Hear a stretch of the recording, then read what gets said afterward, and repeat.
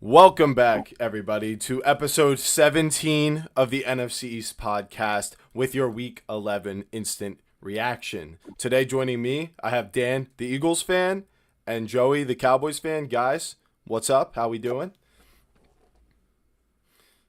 How we doing, Bro, it's actually? another day, another dollar, man. My fault. I'm over here just locked in thinking about this Bears game right now, bro. I'm not gonna bullshit Yeah, you.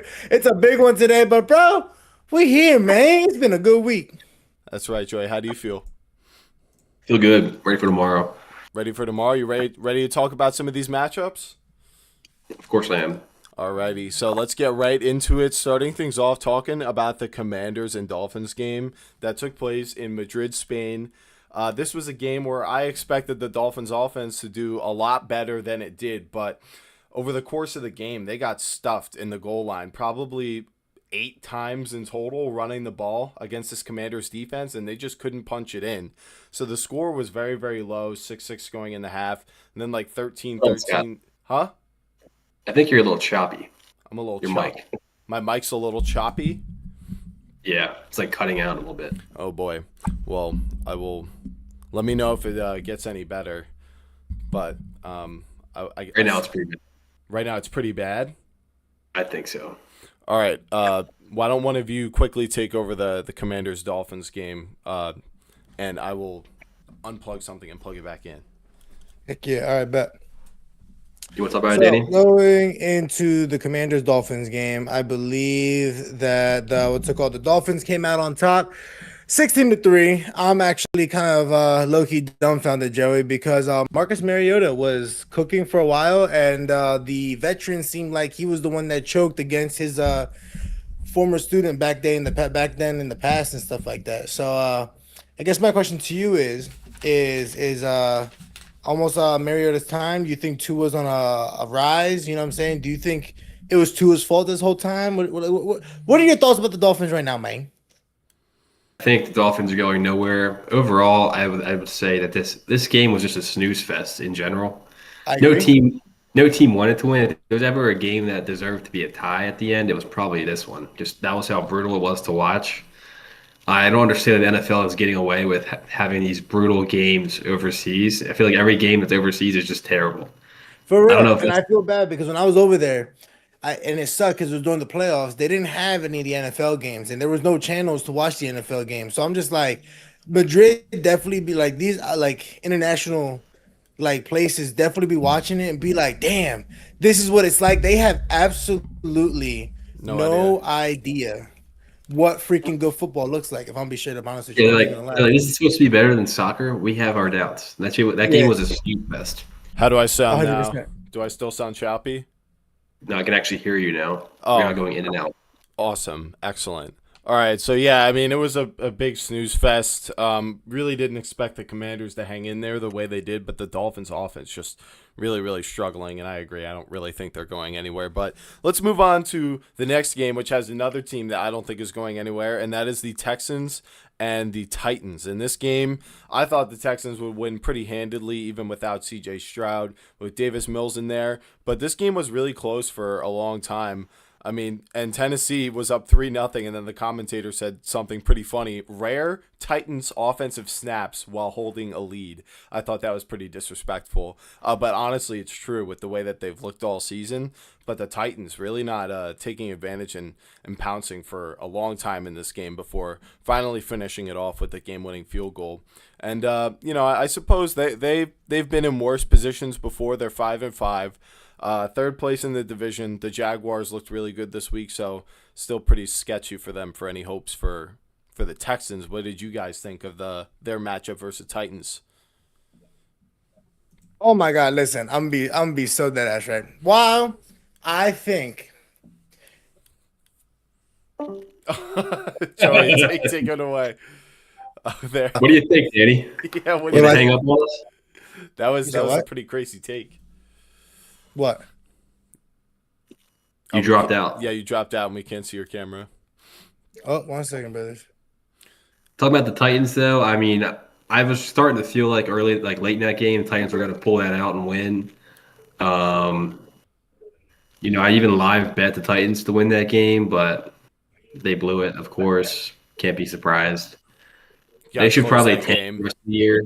What's that? So you gotta close that game up there. Yeah, I don't know how the heck I even opened it. What the hell just happened? Oh man. 1 Little second. technical difficulty. Yeah, it seems like it. What the freak just happened? Nope. Wrong, John. How do you? Yeah, I've Shit. never seen that before. Oh, there we go. I There got it. we I got it. Awesome. Good thing this is not the most important game of the week. But anyway, yeah, I think you were saying about the Texans and the way they look right now. It was overall just another one of those brutal NFL games.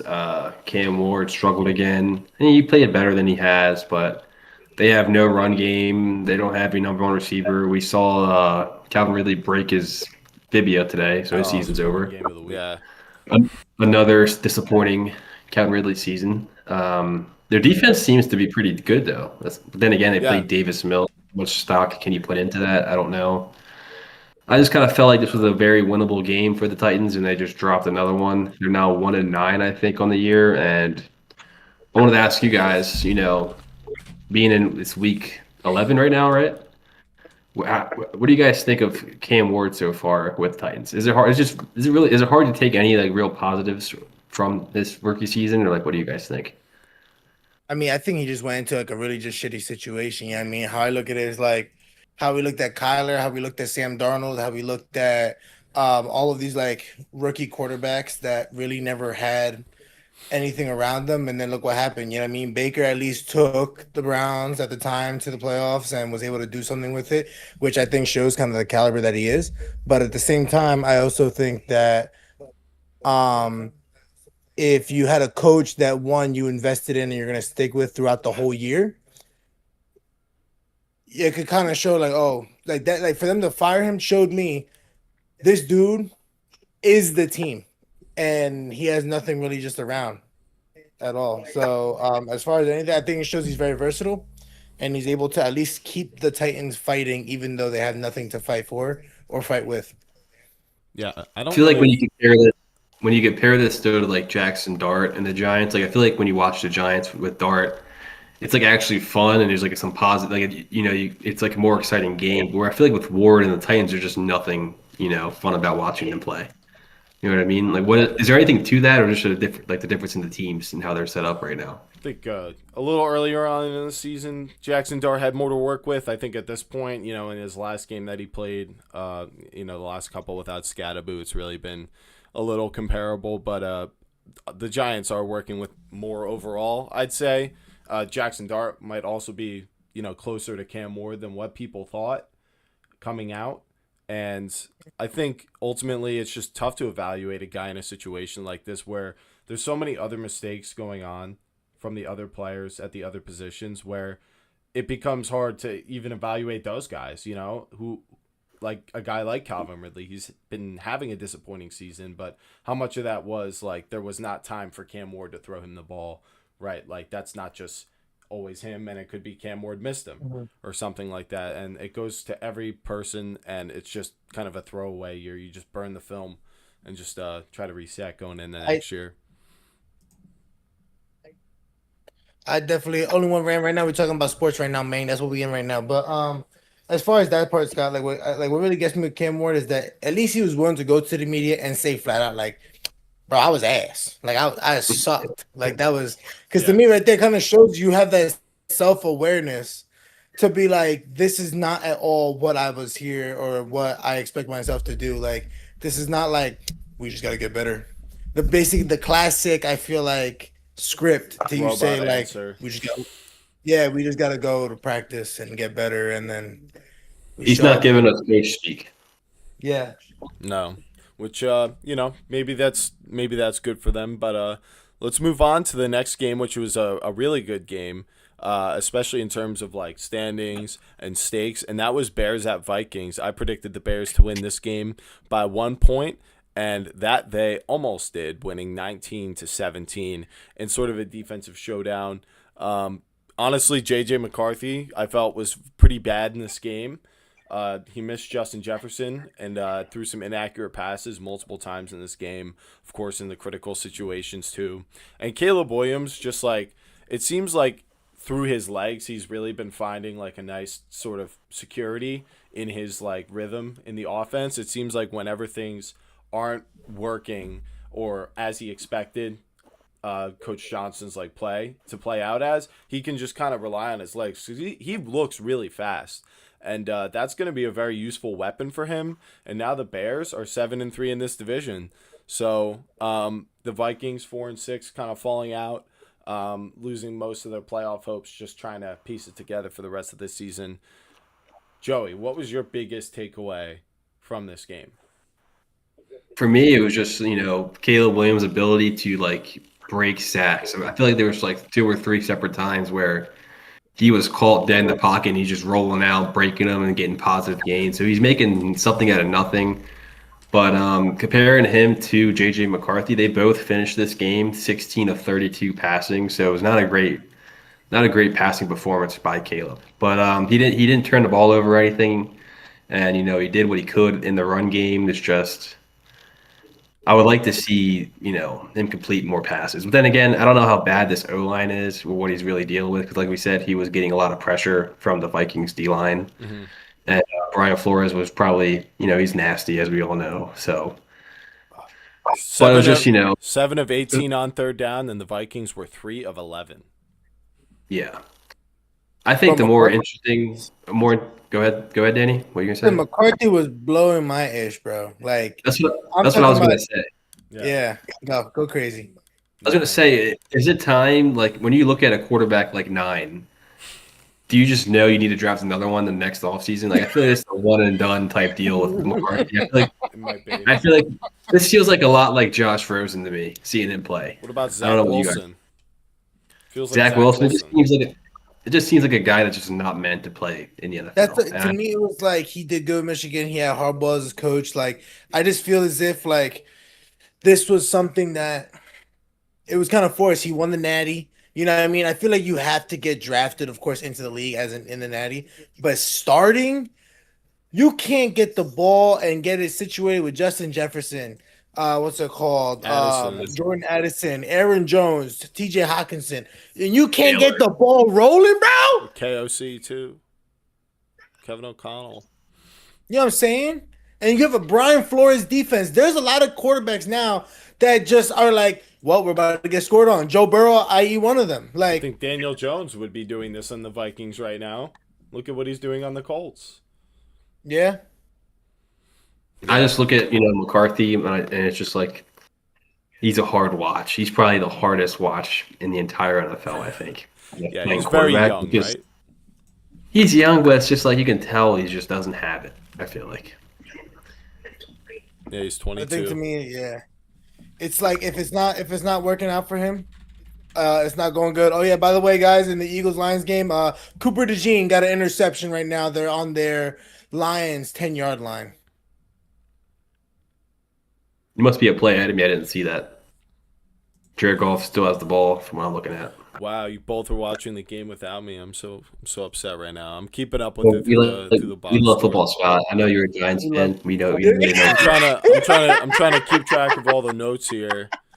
I will be catching up with the game in the second half, but I want to come back to how Caleb used his legs because I think that's a huge thing for a quarterback. That was an interesting when they dropped a blitz from the nickel coming in to try to take that tackle. For him to miss that tackle, I was like, this dude's about to freaking book it. And I never thought, right? I knew Caleb was fast, but I never thought he had the strength nor the stability to be able to take a hit to the hip and still be able to roll it out and get out and make yards and do all stuff in between. It's just I think Ben Johnson and what's-his-face and Caleb Williams need to just learn how to mesh together because you could tell this dude Caleb is flustered. He is learning how to read a defense as the game goes on or learning how to operate the offense as the game goes on. And I feel like he's been getting better and better as the weeks progress. But Yeah, at the same it looks like it's going like 1,000 miles at times for him. Like, right? Does it not? Like he's literally Yeah. like dude is like standing everything. it's not bad though because you can clearly see like the talent with Caleb And the vision. passing and running.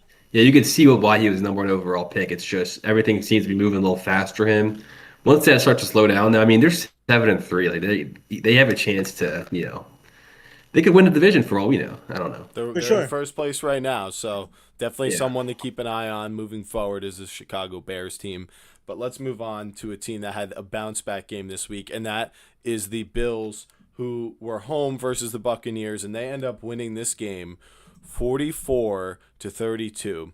And it was through Josh Allen's legs. And I remember on the live stream with Dan talking about this game, I kind of talked myself into picking the Buccaneers, which I did. But I said, I think if they get back to using Josh Allen's legs, that they would win. And Dan said the same thing. And that was what happened in this one. It was actually looking like the Buccaneers were going to win for a while. There was lots of turnovers and fumbles. Sean Tucker was having a monster day. Looks like he's taking over as the RB1 there in Bucky's absence. And just after a lot of crazy plays, like I said, a tipped interception, a Ty Johnson screen pass touchdown, a Gregory Rousseau blocked field Especially goal. that was going into the half. Yeah, and That Ty Johnson play. yeah, and then it was 26-24 Tampa, and then from that point on, Josh Allen just completely took over the game with his legs, and he finished the game with, what was it, 3 rushing touchdowns, and then 3 passing three touchdowns. passing, so he had 6 on the day, about 350 yards.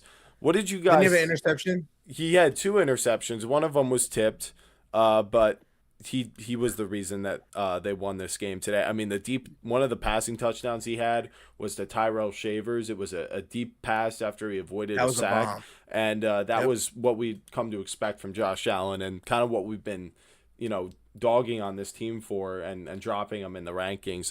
Are you guys more confident in the Bills moving forward? And the Bucks are now 6-4. They've kind of dropped a little bit. What's your main takeaway, Dan? May take away personally, it's like I guess my first question kind of is like, where is this Josh Allen when we need him the most? Not against the Baker Mayfield, but against Patrick Mahomes. Not against like what's it called? Other teams that he plays in the NFC, but against Lamar Jackson and Joe Burrow and all these other teams that he actually will see in the playoffs. Like seeing these consistencies for him to ball out, and everybody's just like, he's such an MVP, but when he plays his own conference, it's like, where is this like 3 rushing touchdown game, 3 passing touchdown versus the game? Dolphins, like, maybe. Against the Dolphins for exactly that, you know what I'm saying? Against the Chiefs, against the Ravens, against the Bengals. Like, you know what I'm saying? Like, They beat the Chiefs, though. They did beat the Chiefs. yeah, they beat the Chiefs, yeah, but at the same time, that was a close fest. That was close. You know what I'm saying? Was that was close. one of those things where it's like, but also too, we said it beforehand, and we saw it again today. I'll be the first one to say it. That Chiefs team did not look like the Chiefs team that we see in the playoffs. I could have told you that last week. I was trying to tell you guys this last week that this It's Chiefs like team's it not- almost seems like they play this game basic until the playoffs. They don't start really diving deep into the playbook, start really getting risky with the plays into the playoffs from what I'm seeing. And that's why with the Bills, I love it. I thought it was great, but I'm not invested. I can't buy it. You're not moved. You're not moved. I'm not. I think the more like a bigger takeaway here is like how bad is the Bucks defense? Like, are we like sleeping on how bad they are? Like, are they not a good Bro, unit? like to I feel let up like that they have many good- points. I feel like they have good days, and they've been playing well recently, but I don't think they've played a guy like Josh Allen and really contained, an elite quarterback like Granted. that or elite offense like the Lions. Granted, they had 2 picks today, but that was more just Josh Allen being boneheaded. I feel like, but they had 0 sacks today. Is what it had. They had And you got they Nick had Bosa. 3 on tackles that. for loss. Not Nick Bosa, Joey Bosa. My apologies. We got the brothers. Bucks defense we're talking about. No, you're talking about the Bucks defense, but I'm saying that the Bucks defense. I thought you were talking about the Bills defense. But yeah, like to me, Vita Vea, where has he been really? Like, I'm not gonna lie, I feel like he's been very like inactive lately. He's a nose Like, guard not- now. Yeah, but Yeah, at the same you time, can I get feel after like, it. someone like Dexter Lawrence today against that Packers freaking O-line, he was able to get a sack and disrupt a lot. What we're gonna see from Quinn Williams tomorrow, disruption. All right.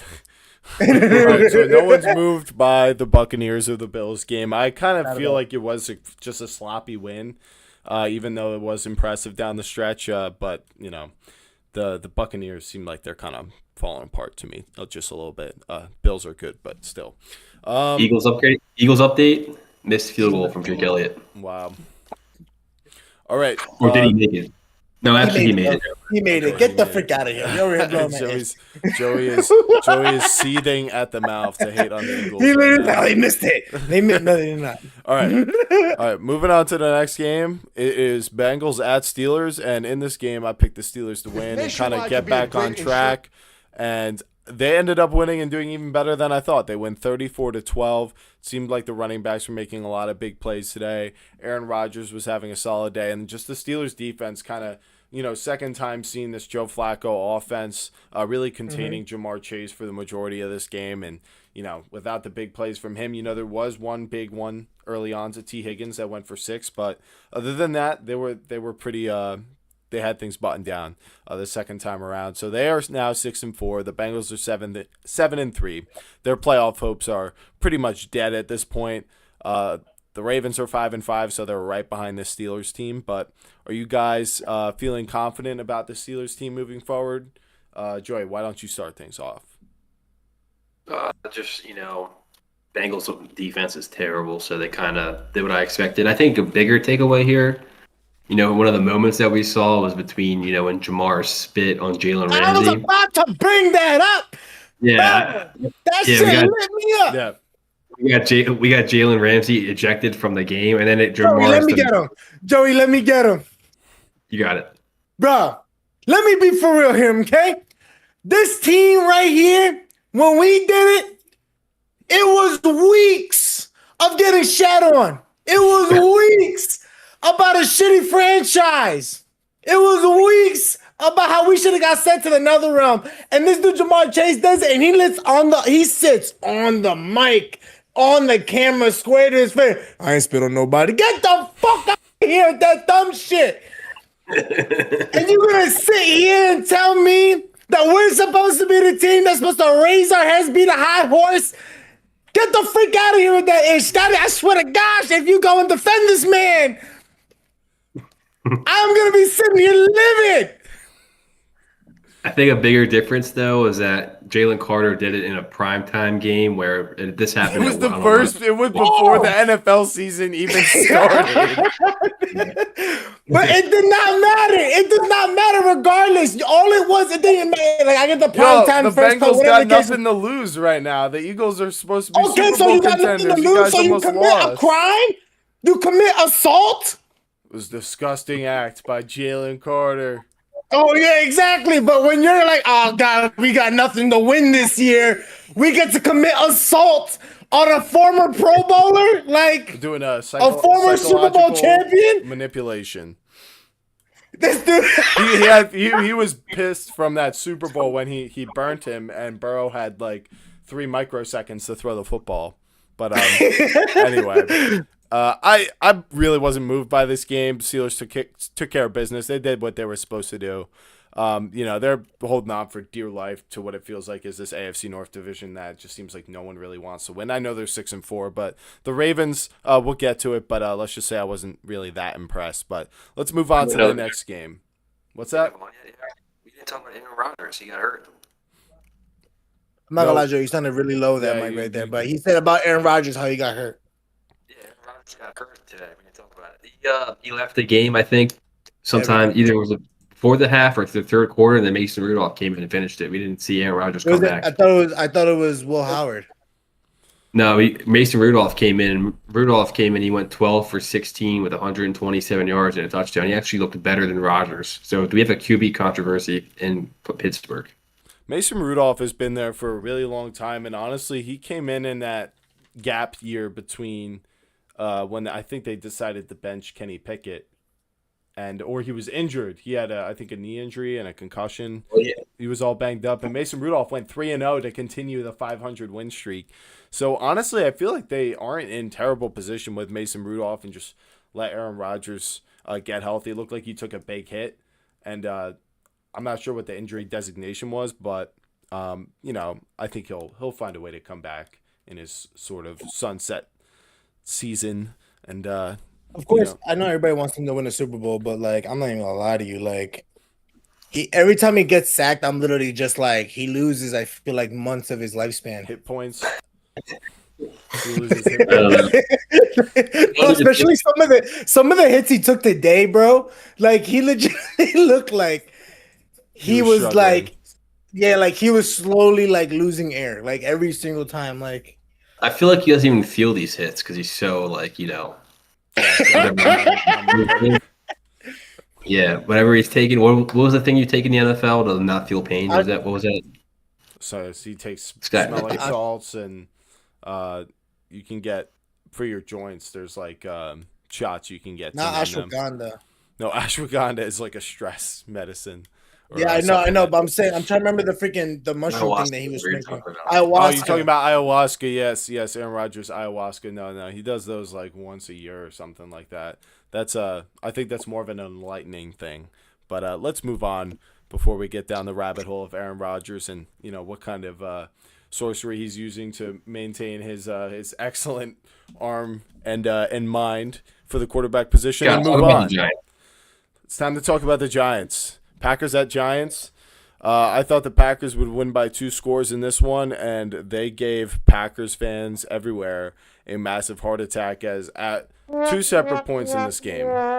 Josh Jacobs left in the first half, came back in for like a drive, and then left again, so making some bet placers very unhappy with him, as that may have ruined his void due to injury. And then Jordan Love left, and he came back in. And the drive that Malik Willis was in, he scored a touchdown.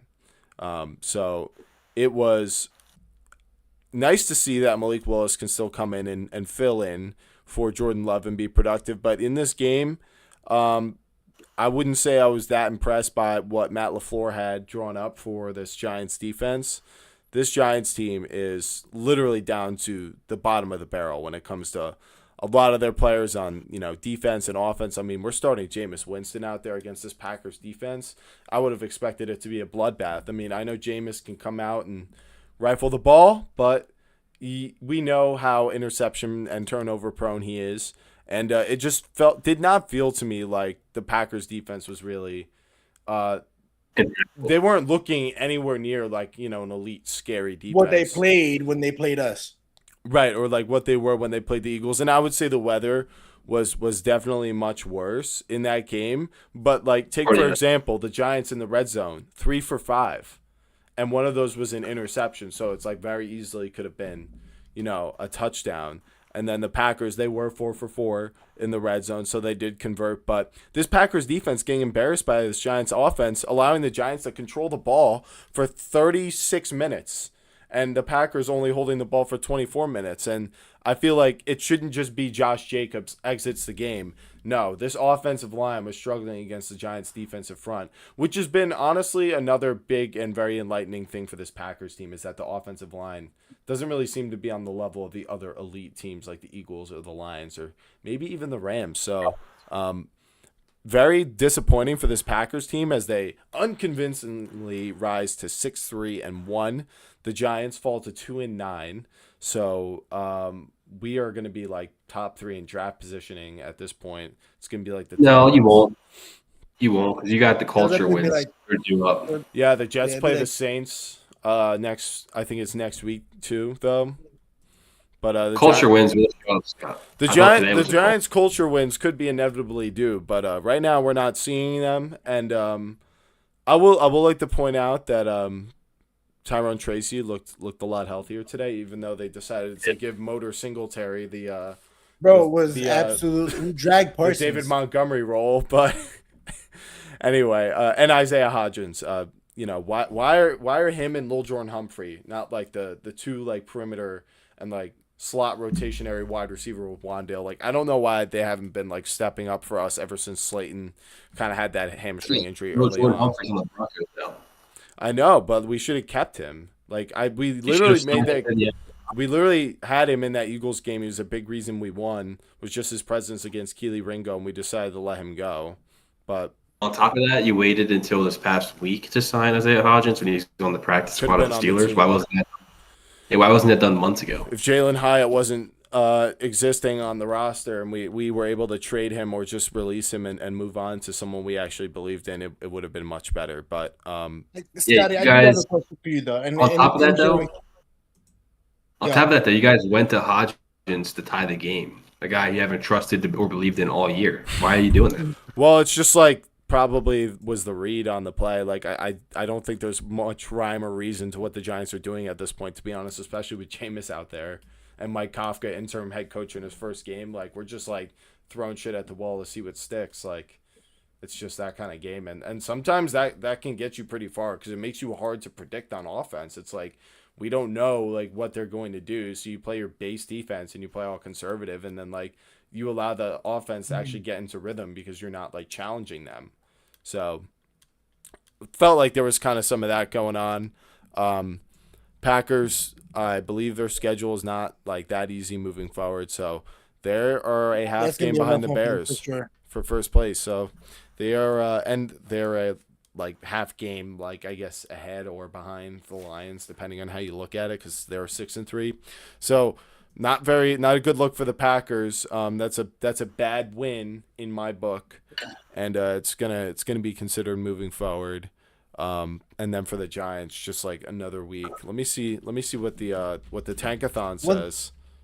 Well, Scotty, this is what I just gotta know. I really do gotta understand. So like Second overall. The Packers defense, right? Yeah. Having a hard time against the Cowboys and having a hard time against the Giants. But then they come to play the Eagles. And I'm not gonna lie to you, in terms of intensity, in terms of fire, and in terms of the blitzing percentages, it was definitely way higher against teams that I feel like they're worth their salt in a sense. I.e., when they played the Cowboys, they were blitzing like crazy, but Dak was putting up crazy numbers. He was balling out. His whole offense was healthy besides the O-line, and they were able to ball out. And CD, no CD that game. No CD that game. You know what I'm saying? And then it's like imagine. Yeah. So then you play the Giants. Jameis Winston drops 20 on you, but then it's like you play the Eagles, and it's like there's almost like there's this animosity. There's we need to ball out and just the Packers risk our lives. I think their problem is that they approach games like that where they see a team like the Eagles that they know there's a good chance they would see in the playoffs, and they want to really like bring it to that team.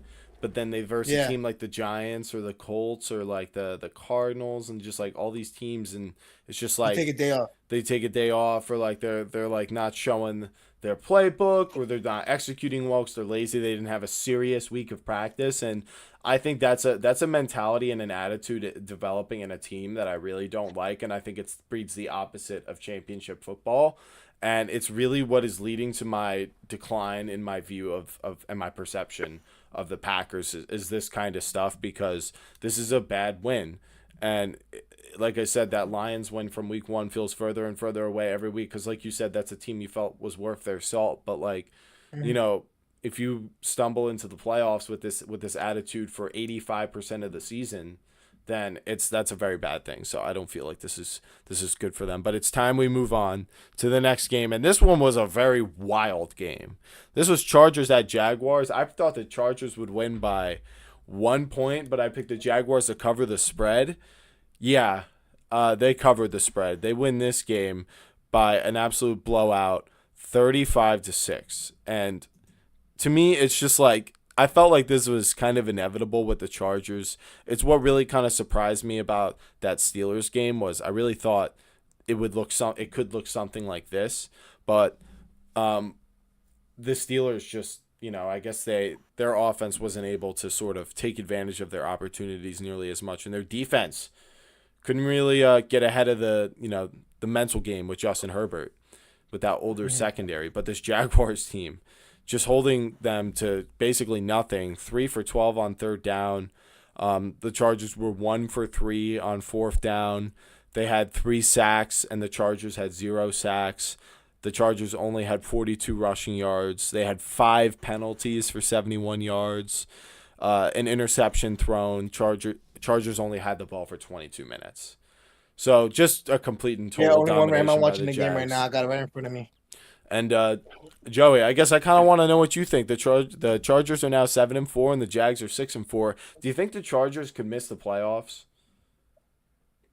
I think it's a potential outcome. I feel like they've lost Joe Alt for the year, and that's kind of the big issue with this team is like their line is just decimated, and you see that they have no run games, and then because they have no run game, they don't even try to run the ball, so they make them a one-dimensional team. We saw Vidal get hurt today. He ended up coming back, but you get the idea. Yeah. Also, I just think we haven't appreciated enough. The Jags defense is super underrated.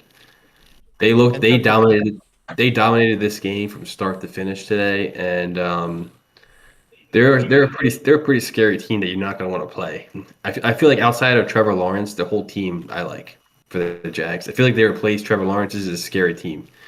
And right now, the Jags hold on to that last wild card spot, and I think they have a 2-game advantage on the Chiefs, who are behind the Texans in this playoff picture, and both of them are in the hunt right now. Getting pretty intense this playoff race. Dan, what did you think? My bad.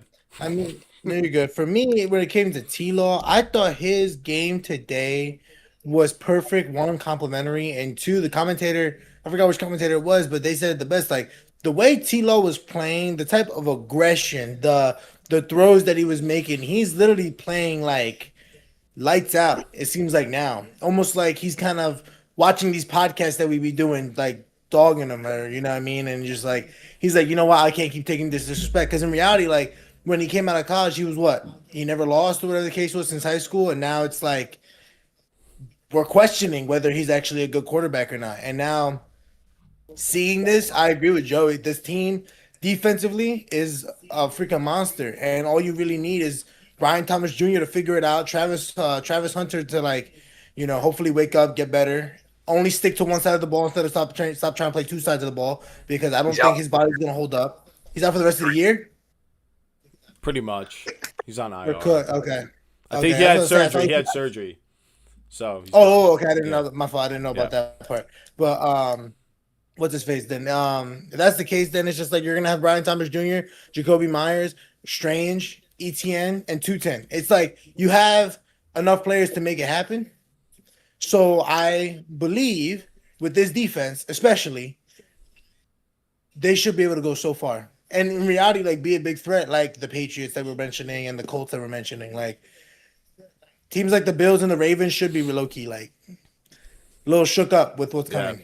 Fun fact too. The one second. The Jaguars' Bashal Tutin had 74 yards rushing, a rushing touchdown. ETN had 73 yards and 2 touchdowns, and then LaQuint Allen Jr. had 8 for 36 on the ground.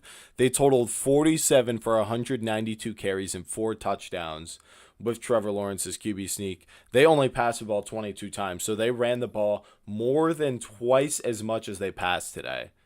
So really leaning into that game script with Liam Cohen. Mm-hmm. I really like that.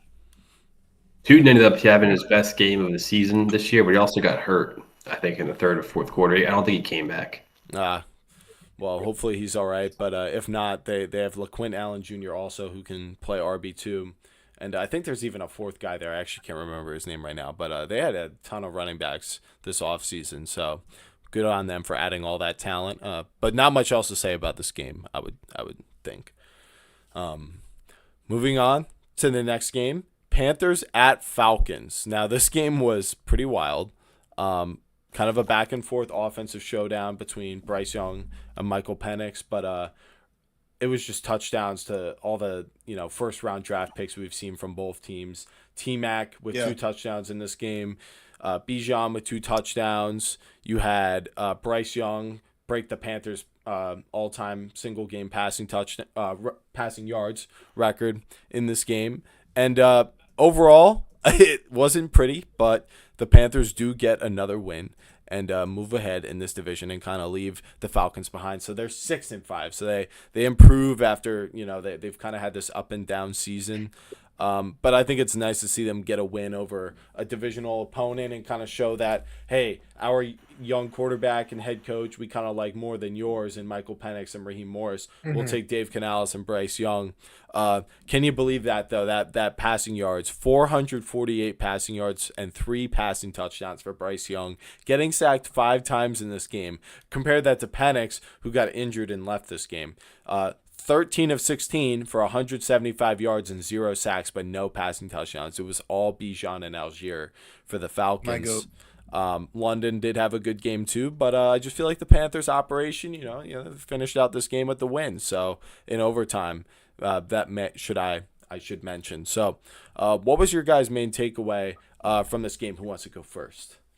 Let me get this one real quick, Joey, because I thought about this for a long time. And when you said it about JJ McCarthy, if you're going to say it about JJ McCarthy, we got to say it about Penix. I low-key think either this is where you start really deciding we're going to start Kirk until he's ready to retire and give Penix time to figure it out, or just draft another quarterback at this point.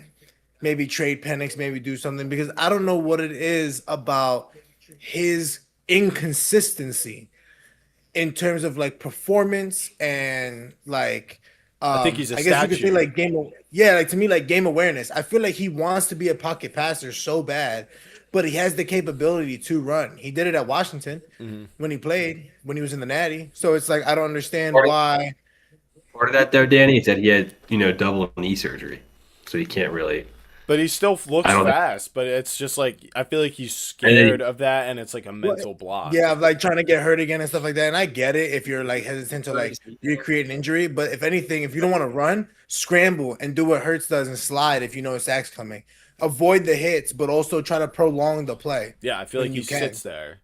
But I feel like rather than doing that, he'd rather just drop back, keep dropping back, and then throw off of his back foot and then cause either interceptions, bad plays, bad football overall. And it's just like that's just not what we do. So or like that's not really gonna go anywhere, and it's what makes me mad because I feel like Bijan has such high potential, but it's like if you can't get the ball moving in games where all you have to do is rely on Bijan, this dude's not gonna be able to untap his potential. So it's like all right. I think part of this issue is like, Penix recently said that he has nobody in the building that's like guiding him as a quarterback. Kirk Cousins isn't helping him at all, as we can expect. This wasn't a situation that he signed up to be in. And on top of that, there's just nobody. I don't think there's anyone that Penix is able to rely on to get better within this current, coaching regimen with the Falcons. Because he said he talks to his college coaches and his high school head coach on how to get tips to improve on in the NFL. That's something you should never hear. I think that's something negative about Raheem Morris, unfortunately, being a defensive mind. Yeah, he's got Zach Robinson, offensive coordinator. I wonder how he feels about those comments.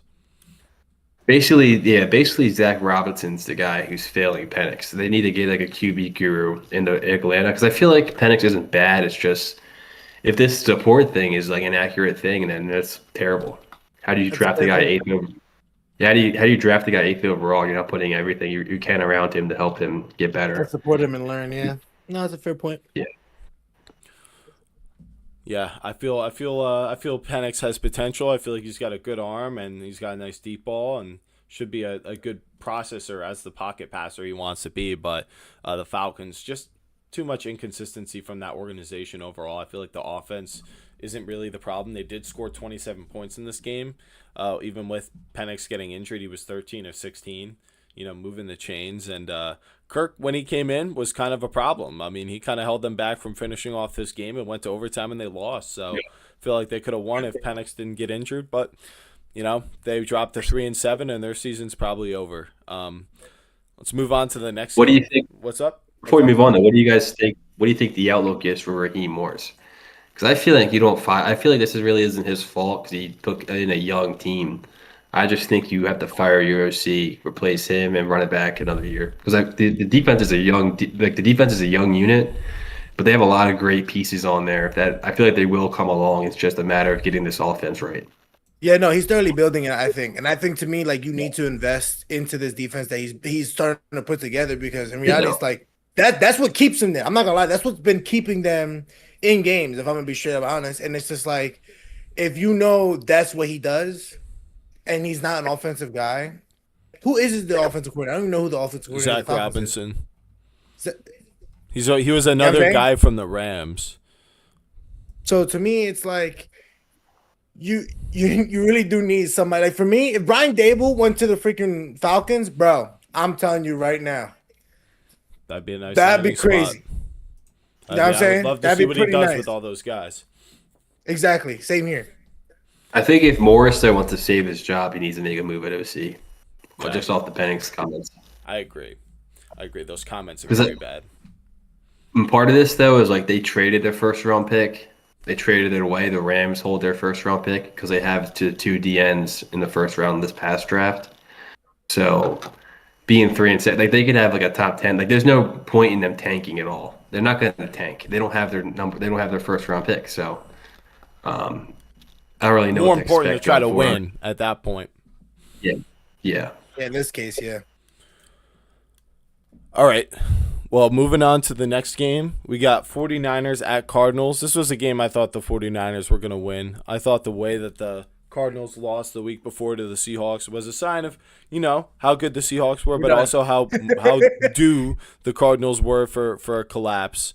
And they did sort of further collapse in this game, losing 41-22 in very similar fashion to that Seahawks game, just getting completely dominated on, their defensive side of the ball. Christian McCaffrey, 2 touchdowns on the ground, and then 81 rushing yards, and then, of course, another 5 for 40 and 1 in the receiving game. Kittle had a really nice catch for a touchdown. He had another one, so he had 6 for 67 and 2. Purdy looking really good, coming back, 200 yards and 3 touchdowns. And then Jacoby Brissett had 47 completions, which is an NFL record, is it not? Mm-hmm. For most in a single game, and 452 passing yards. Now, amongst all that, he had 2 touchdowns and 2 interceptions. So take that for what you will. But Trey McBride, 8 in this game. Greg Dortch, 8 in this game. Michael Wilson, 8 in this game. That 49ers defense really not doing so great in their sort of cushion style, playing with the lead, but they got the job done and they won. And this 49ers team is 7-4. Brock Purdy's healthy again. They don't have a difficult schedule moving forward. They should be in line to make the playoffs as at least the second wild card team. They would be ahead, and that would make the Packers and Lions the 7th seed in the NFC playoffs. So what are your thoughts on the 49ers this season? I feel like they could get really healthy. They have Pearsall back. They have at least a lot coming back on the offensive side. Do you think they can make any noise in the playoffs, or is this just them blowing out a bad team and, they're still kind of a disaster falling apart? They're 7-4. The latter. They are a disaster, as you said. Their defense, when you let Jacoby Brissett, set the completion record against your defense, you're not going to. That's really what I got. Michael, another note, though, is Michael Wilson, the Cardinals receiver. He had the most receiving yards in a game this season against the Niners. He had 185 yards, which that's the most we've seen this year so far. From any wide receiver in a single game? Yeah, this season, yes. This season, 185. No one's broken that yet, huh? I want to see one of those 200-yard receiving games. Someone's got to do it. Guys, just to let you know about this game, right now the Lions try to run a 4th and 1 up the middle with Jahmyr Gibbs, and he got absolutely stuffed at the line of scrimmage, and now it's the Birds' ball. Of course. Well, I took the under. I took under Jalen passing yards, and I took Jalen anytime touchdown. That's my parlay for this game. It's looking pretty good right now. So I don't really have much else to say about the 49ers game. The Cardinals, their season's over. I mean, Jonathan Gannon, gotta wonder who's gonna be to blame for all of this. If I'm be honest with you too, with the 49ers game, I thought about this earlier. Did it not look the way they were playing?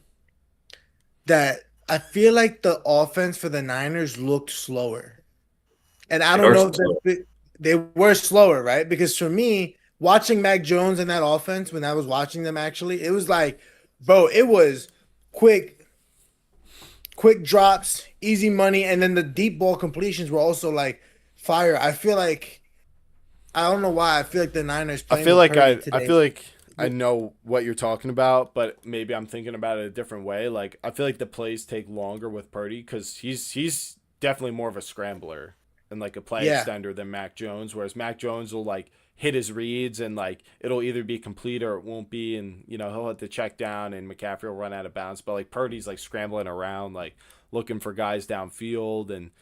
Sometimes he gets sacked, and it's just like it looks a lot weirder. It looks a lot messier. Honestly, I'll take the play extension, but because Purdy can go through the reads, but I still think that was a bad contract for them to pay Brock Purdy. Yeah.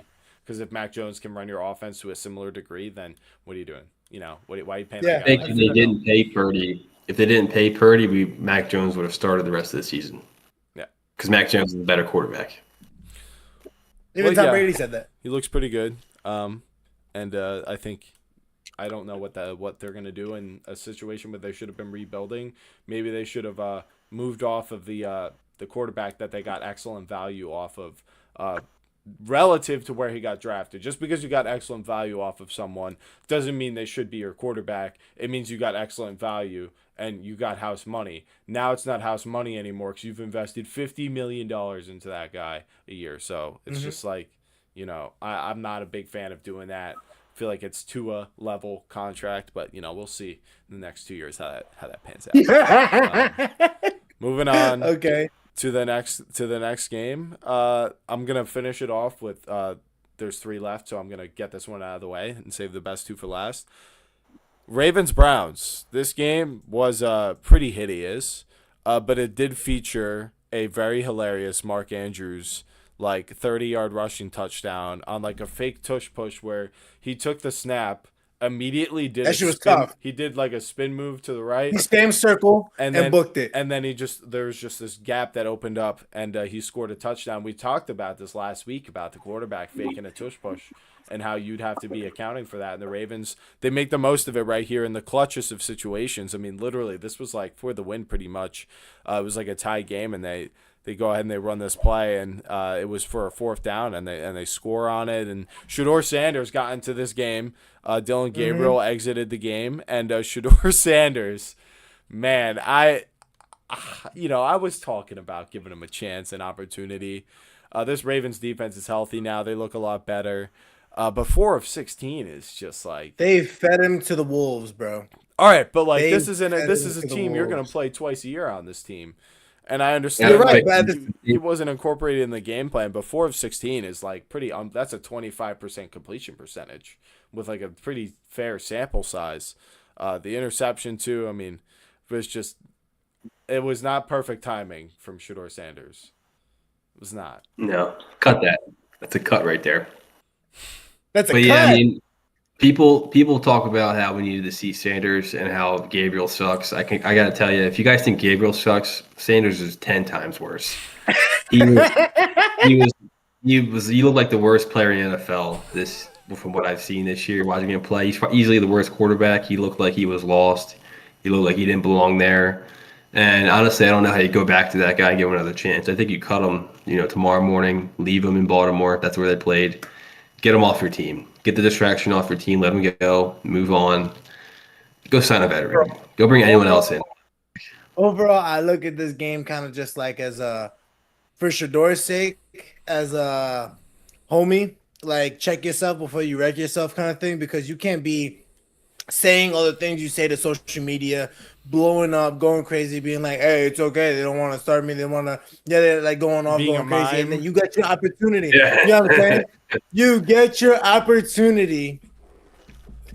And you absolutely got walked over to the point that Kyle Hamilton's hitting the ish in the middle after sacking you. Like, that is like disrespectful that got done to you. You're right, embarrassing. Like, so to me, how in the hell, like, to me going forward, like, stop talking to the media. Don't talk to them. Don't see them. Just go back to work, because until you come and play a game and ball out, you're just gonna be looked at as what, like, coach's son that got drafted. And imagine someone drafted in first round like they were supposed to, and that's what they got. He would have been done. He'd have been gone. Giants fan. He would have been gone. I would have been shaking in a corner. A a narrative though people are trying to push is how he was underprepared for this game. If you're an NFL backup, how could you be underprepared? You're in the same meetings as a starter. He's not a child. Yeah, He can wouldn't you take it be? into his Yeah, own hands to be prepared for this. yeah, but it's like every backup prepares like they're starting the game. So if he's Right. not doing that, that's on him. So I agree. I'll agree with that's that. That's why I that's also a say too, tired. like he may have that immaturity still. Which hey, if he does, like there's not much really you could do about it. You know what I'm saying? Besides just like okay, now you got a mental note. What's the next game look like? It's like he's just got to grow up, man. I mean, this is the Exactly. NFL. You got to take these matters into your own hands. It's not an ideal situation. It's never going to be like that. If you wait until things are perfect, you'll be waiting forever. So he's got to make a change, and maybe he needs a change of scenery. But it does. This was about the worst start you could have. 25% Was completion that Sam percentage. Darnold? Sam Darnold. I mean, he was on the Jets. I mean, he's on. Yo, Anyway, let's move on to the next game. This was a very important one, second biggest one, I would say, and that was Chiefs at Broncos. This game, I predicted the Chiefs to win 23-18, and in this game, it was looking a little snoozy. It wasn't looking that exciting, but in the end, the Broncos would win 22-19. So almost the inverse of the score I predicted. The Chiefs dropped to 5-5.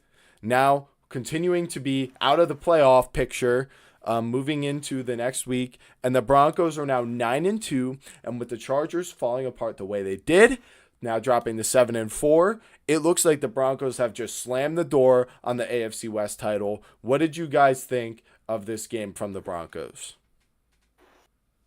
I would agree that the Broncos slammed the door. This is their division. They won it. The Chiefs looked terrible, I'd say. Overall, just not impressed with the Chiefs. Haven't been all year. I'm not even impressed with Denver, though. That's the thing. Like their offense, I'm not even like. I'm not. I don't see that as a playoff winning offense. So this was just an overall.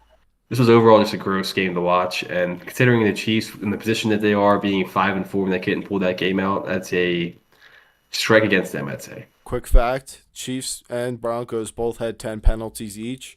The Chiefs had their penalties totaled for 69 yards. The Broncos penalties totaled for 147 yards. And the Chiefs had one turnover.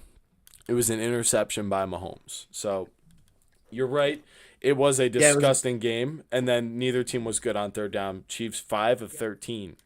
Broncos 7 of 15. Again, I feel like it brings back to my point that I feel like every time the Chiefs play the Broncos, they play such basic football.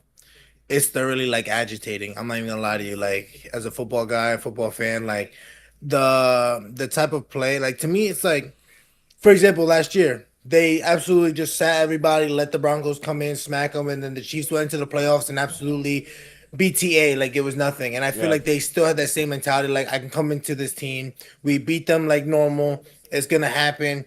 Then they lost, and they're like, "Oh shit! Now we really have to try for the rest of the year." We got just about go 6-2 down the stretch, or Down the stretch. 5-2. So it's like for me, watching the Chiefs do this kind of game, it's kind of like agitating because that's where it's like, mind you, it could be a good strategy in the playoffs because then nobody knows what you're doing. But now you're in this situation, and I don't feel like we've ever seen, which, guys, it's going to come up. If Mahomes brings this team into the playoffs at the record that they're at and goes far into the playoffs, if not the Super Bowl, listen, like, we talked about how Joe Burrow almost did that, and then the Chiefs absolutely, like, slammed the door on them and yada, yada. Like, the Chiefs slammed the door on the Bengals to get in the playoffs and everything, but we're talking about, like, I genuinely don't remember. Was there ever a year Brady ever needed to go and bring the Patriots back from a Through the wild card? under 500 record? Yeah, Or under bring them back 500 from record under to go to the 500? wild. Oh man, I'm sure there was a season where it was closer than it usually is. But I do think it seemed they were always handedly going to win the division because it was so bad. So they didn't really have to worry as much about that happening. Whereas I feel like Mahomes definitely has to deal with a lot tougher division on a year in year out basis. So it's an interesting point. So I I'm think just saying, but I think overall, if he does, is it going to mean something to me? Oh yeah. I mean, if he does this is going to be something we to me, haven't it's like really there's seen no from him disrespect. before. Regardless, down year, bad year, good year, decent year, Hall of Fame year, he's him. Like to me, I'm like, you bring you back from a under 500, go far in the playoffs, or win the Super Bowl, bro. I think to me, there's a lot of undisputed things going on forward. You know what I'm saying? That conversation with Brady Mahomes, I start paying attention to that conversation after this. Like, Well, yeah, if Mahomes can bring in another Super Bowl in the next 3 years, I'd say he'd be on a pretty good pace to catch those 7 Super Bowls that Brady has. So it's because he's gonna be more than halfway there. He'll be just about on pace, and but in order to challenge for that, I think the AFC doesn't look that great this year. I mean, I know they just lost to this Broncos team, but I think this team is very beatable. I think if this Chiefs team gets into the playoffs, one or two of their bad matchups could get knocked off, and we could just see the same old thing we always see. It's always possible, but they do have to make the playoffs for that to happen, and the standings are looking pretty ugly right now. I think as it stands now, it would be Patriots and Broncos as the 1 and 2 seed, Colts is the 3, Steelers is the 4, and then you got Bills, Chargers right now, who are probably going to fall out and miss the playoffs. And then I would assume Ravens, Jaguars, Texans, or Chiefs. So pretty competitive race in the AFC, and we'll just have to see who we trust the most through that situation. And kind of feel like Mahomes is just going to be one of those teams, whether they get a better record than the Chargers, I don't know. We'll see. It's looking pretty scary right now, though. All right. Are we ready for oh, I've been ready for this game, brother. for this game? There's a lot to say about this one, and that was Seahawks-Rams, a game where I predicted a score of 21-20. And the score Chat, of make this, sure you lock into this conversation. Yes. We gotta write the comments, ask all the questions. I'm telling you right now, it's gonna be a good one. This is going to be a great one. And neither team had trailed since week 6. As I said, I predicted the Rams to win by 1 point. So I did kind of hedge with the Seahawks covering the spread. And they did cover the 2.5-point spread because the Rams won 21-19. And in this game, it was a pretty bizarre sort of game script where the Rams jumped out early with 2 touchdowns, Devontae Adams and Kyron Williams. But then what we then saw was pretty wild because Sam Darnold, over the course of this game, would throw 4 interceptions. But what we'll see in the time of possession chart is the Rams possessed the ball throughout this game for 22 minutes and 11 seconds. And the Seahawks possessed it for 37 and 50. So about 38 minutes to 22 minutes time of possession. Over the course of the second and third quarter of this game, the Seahawks possessed the ball for 20 minutes and 30 seconds compared to the Rams' 6.5. So they just completely dominated the ball time of possession when it came to the Rams just could not get drives to come together. They were 3 for 11 on third down. Whereas the Rams, they were throwing these interceptions, but they were able to have these continuous drives and, sort of run the ball and move the chains a little bit with Sam Darnold. He was 29 of 44. 279 yards, so not bad from a production standpoint, but 0 sacks for both quarterbacks too. But those 4 interceptions, I mean, that was really the reason they lost, because if they didn't have just one of those interceptions, it could have been a field goal on that drive. And I'm pretty sure all 4 interceptions were to Rams defenders. It's not like they were tipped interceptions, they were bad reads. So only 100. Sorry to cut you off, Scotty, but Hurst just had an amazing 25-yard. It looked like about a 25-yard run. He was able to pick up the first down. It was 3rd and 11. Holy Lord, that dude looked magical, bro. I'm not even gonna lie to you. Very fiery.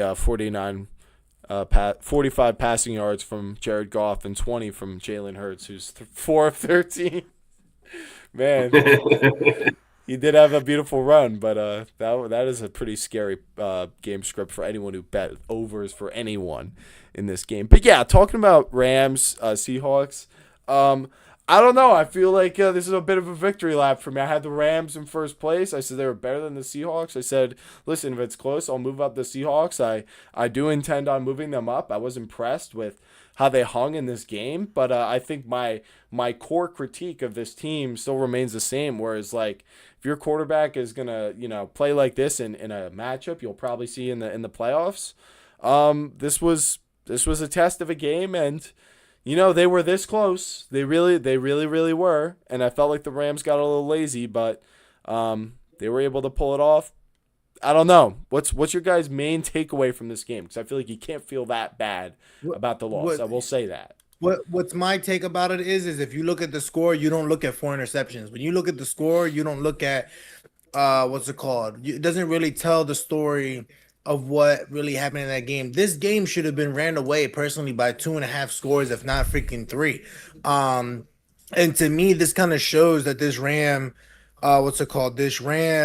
offense is not producing the way they should have. Or we could also look at it as that this Seattle defense is truly like that to be able to keep the Seahawks in it, and the Seahawks, no matter what situation they're in, is still able to keep fighting to be productive in the games, especially against somebody like the Rams, who has given work to, I feel like, a lot of Scott, as you have them ranked, like a lot of teams that you have ranked, I guess, higher than them. And that's where it's I guess my whole thing is if this team was, I guess you could say, had more time, more chemistry, actually had time to mature. This is Sam Darnold. Yes, he's been in the league for a long time. The cast around him hasn't. The people in that Seattle Seahawks team is still relatively young. So for someone who's so experienced, a more experienced team, to be that close to a young up and coming team, this is for me a dub from the Seahawks to be able to keep and compete the way they did against them. It was sick. So who do you think is better? I think Seattle. Now, I think Seattle. Yeah, 100%. I still say that 100%. They lost. I don't know how you look at. I don't know how you can look at how you turn the ball over 4 times and you only lose by 2. I think that's a win for Seattle. Because no matter what in the next game, go ahead. What I was going to say is no matter what, when I do play again, Sam Darnold's not going to throw the ball. He's not going to throw 4 interceptions again.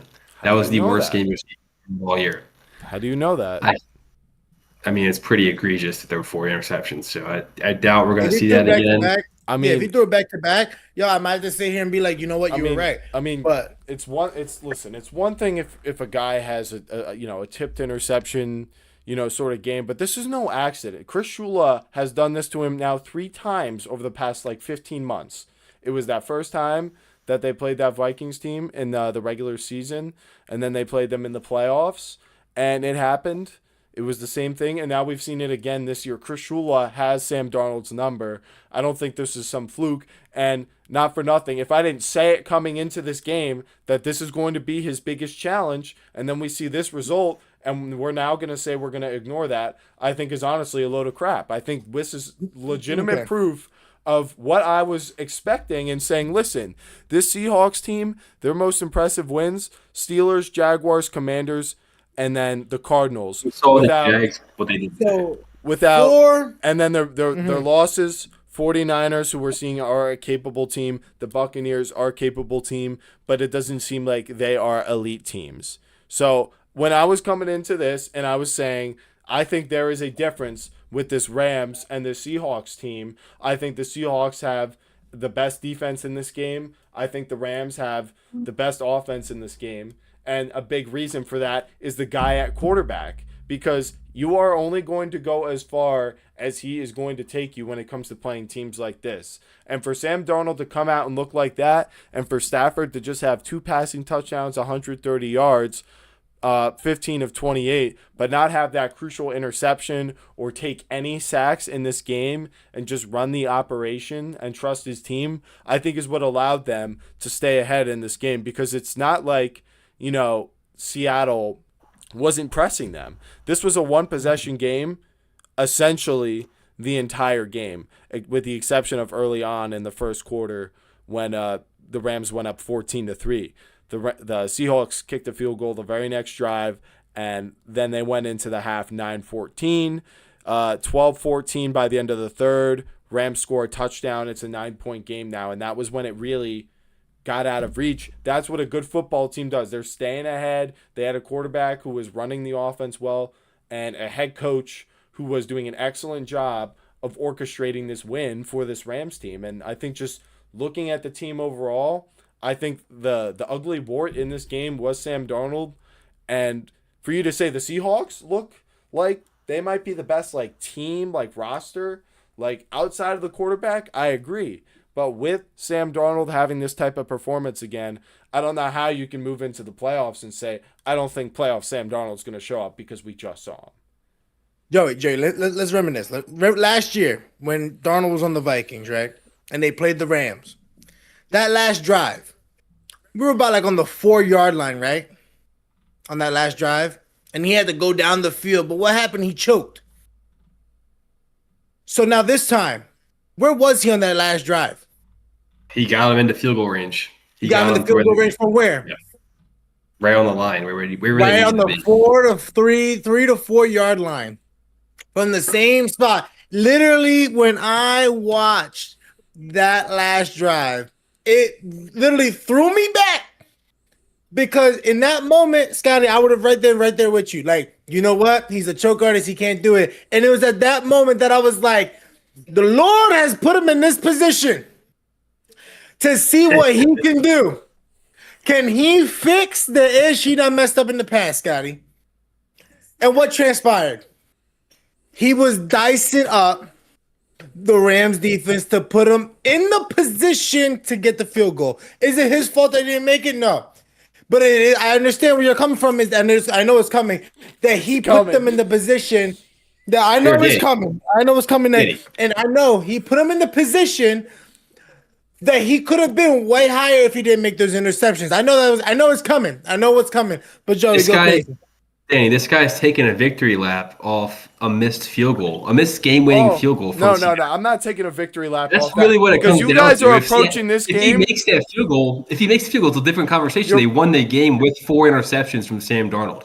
They had the game won. I understand, but the conversation Sam Darnold did everything he needed to do there. The point you two are trying to make to me right now is you're upset that Sam Darnold, who threw 4 picks in this game, didn't get bailed out by a 61-yard field goal. Is that really what we're saying right now?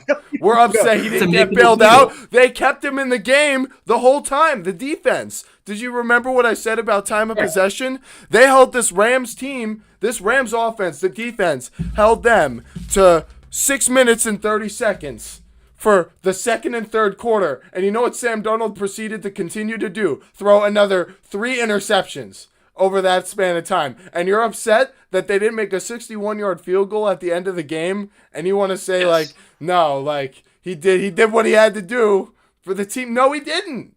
He put them in losing position. They had 20 minutes of opportunity with the offense, and he proceeded to continuously throw at 2 Rams defenders. Like that, Sam Darnold will tell you in his post-game interview, he's got to play better for them to win that game. He'll tell you. Their last 2 drives, they scored a touchdown to bring it in to 1 score, and then he took them to the field goal range. They just missed the field goal. That's the difference. That's the real difference here is they missed the game-winning field goal. They had this game won.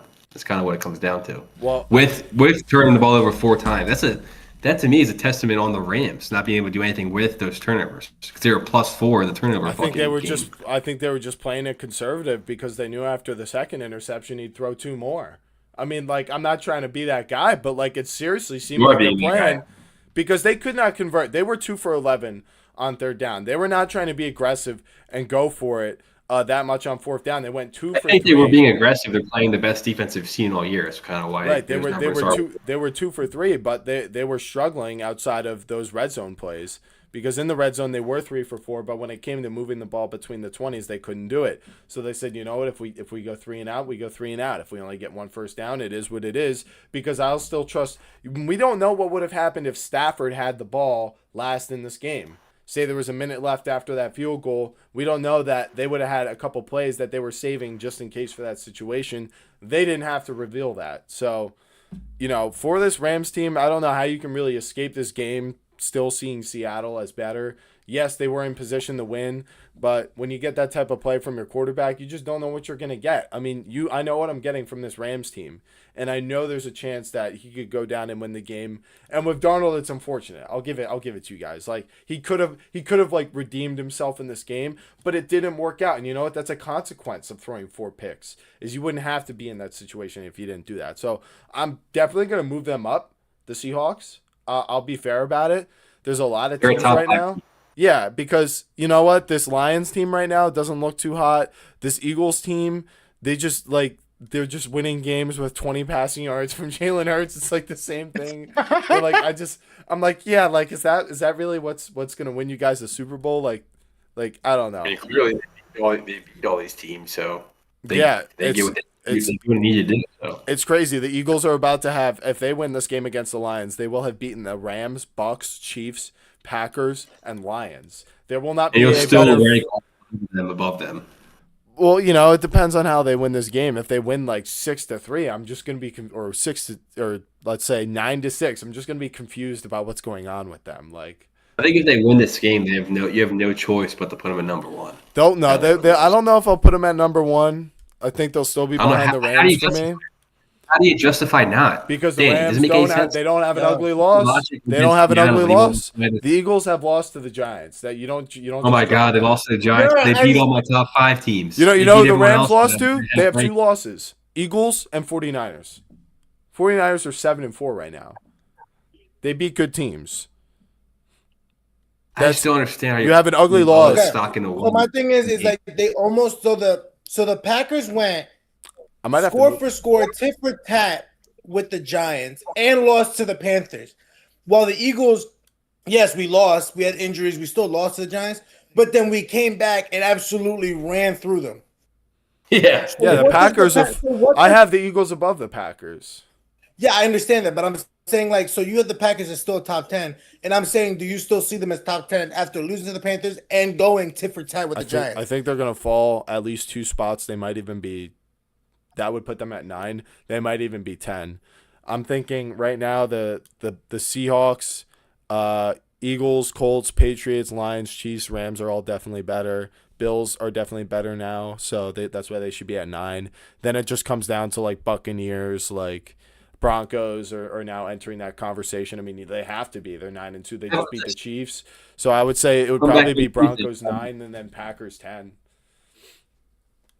Come back on Tuesday and find out our top 10 list. We can't tell right now. Yeah, this is just an estimation. I mean, I'm gonna come up with my list and then infuriate these two with wherever I may or may not have the Packers listed on my list. But we'll probably have the Packers at 5 tomorrow or on Tuesday. They'll probably find a way to move up. Put them at 5. No. I'm being real about them. They've really disappointed me thus far in the season. And but I guess something I Danny's like 2 months ago at this point. Something. You know what? What's that? You said what? I said we saw the disappointment 2 months ago. We saw frustration and agitation a long time ago. Well, I saw the Sam Darnold 4 interception game coming from a mile away. So I'm not lying to you. Like, to me, I'd rather take the loss now than the playoffs. And I'm saying if they come to the playoffs, you think it's gonna get better? Oh yeah, that's what you do in football. Like, you get better as the weeks go on. You learn from the script. Hard to beat a team twice. You know what I'm saying? It's hard to beat it. Chris Shula's done it 3 times in 15 months. When we're talking about this sort of relationship, Chris Shula has his number. It's clear as day. But anyway, I think we'll have to come back to this on Tuesday, guys. This was a fiery discussion on your instant reaction of Week 11 football. It was a pretty awesome slate of games. Eagles-Lions is tied at 6 heading into half, right, Dan? Yep. Yeah, so that's no, they're not heading into half. We got 3 minutes left. It's 6-6 right now. 2nd and 5 on the Lions, 47. Hurst drops back, throws to the outside, hits Jahan Dotson for about 13. 13. So Hurts now has 33 passing yards. Very good. But that's going to conclude it for this week's show. Like Joey said, guys, make sure to tune in for the Tuesday top 10s or top 10 Tuesdays, whichever you prefer. Like the stream so that it gets pushed out to more viewers just like yourself who want to see the instant reaction. And then subscribe to the Pocket. Subscribe to that one dude. Link in the description. And I hope you guys all enjoyed today's live stream. And that's all I got for you guys. Dan, you want to close it out? Guys, appreciate you guys for showing up. Appreciate you guys for showing out, man. Guys, we love doing this ish, and I'm telling you, it's only gonna get better as the season goes on. So make sure you lock in with us, get this right. NFC East podcast. Make sure you like, comment, subscribe, and I'm gonna catch you on the